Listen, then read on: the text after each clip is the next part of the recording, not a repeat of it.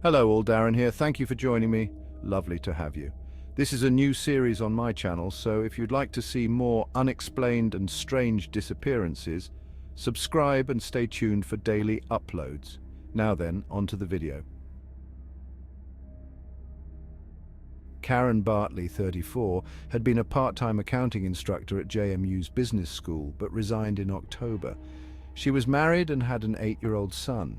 According to police, Karen had been diagnosed with severe depression, and I vaguely recall this being the reason she may have left her teaching position.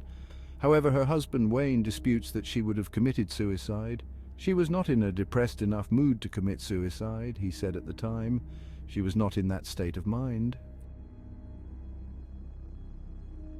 On December 15, 1996, Karen left her home at 3061 Horseshoe Lane in Harrisonburg at around 7 p.m. She was headed to do some shopping. According to her family, they were preparing to decorate the Christmas tree, and Karen was going to run out and buy stamps to mail holiday cards. She had every intention of coming back that night, said her husband Wayne, but she didn't come back. Her panicked family searched for her that evening, and at 2:30 a.m., Wayne finally found her 1991 Lincoln Town car on JMU's campus in the WVPT television station parking lot. This building is now owned by the university and is called Lakeview Hall as it sits on the bank of Newman Lake. Her keys and purse containing personal items such as family photographs were in the car. Ominously, tracking dogs located an odor that could be emitted by a body near the lake within 24 hours of identifying her vehicle. It is worth pointing out that this location is within walking distance to the building where Karen would have taught when she was still an instructor at JMU. The uncertainty of that December and January were heartbreaking for Karen's family. Police sent divers into Newman Lake but came up empty-handed. 2 sightings of Karen were investigated by police in January, but again, this was a dead end. Finally, a decision was made to drain Newman Lake, no easy feat for a 9.7-acre body of water that is approximately 10 feet deep.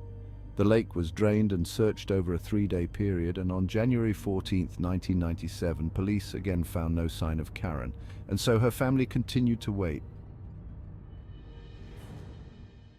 On April 4th, 2 boys found a badly decomposed body in a shallow stream that flows out of Newman Lake. The stream is located between the highway on-ramp, I-81, and an off-campus parking lot. The corpse had probably been in the stream for a couple of months. A few days later, the state medical examiner's office identified the body as that of Karen Bartley. The cause of death was drowning, and the body showed no evidence of foul play or signs of suicide. See link number 3, page 2 for a map showing the location of the body.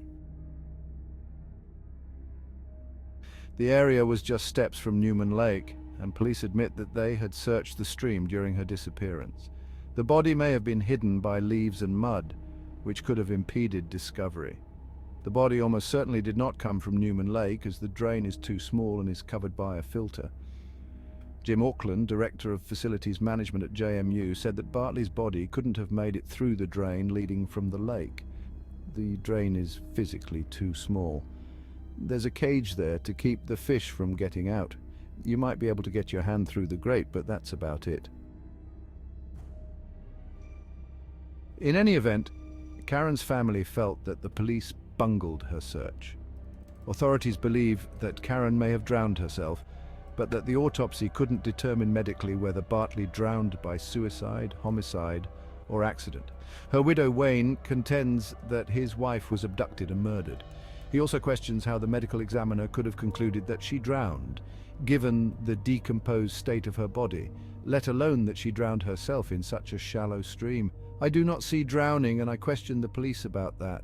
I don't know how you can drown yourself in that ditch, he said. Moreover, he is certain that she would not have left behind her son, her pride and joy.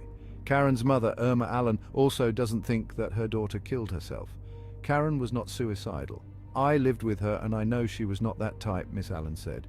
She said she thought someone in the past few days may have placed the body where it was found. Allen said she was very upset with Harrisonburg and JMU officials concerning the search and investigation since her daughter disappeared. She said it didn't make sense that Karen Bartley would have drowned, yet her body remained undiscovered for months before being found in an area that authorities said was searched earlier. There are so many unanswered questions in this sad case. If Karen committed suicide, how did she drown herself in a small stream?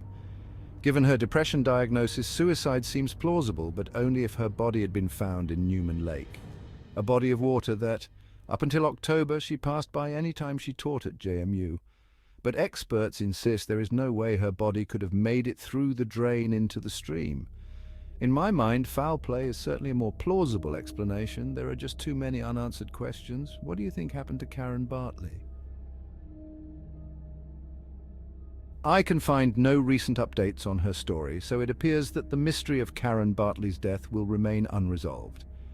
Thank you for watching, and please feel free to give this video a like if you enjoyed it. See you soon, and remember, stay vigilant and stay safe.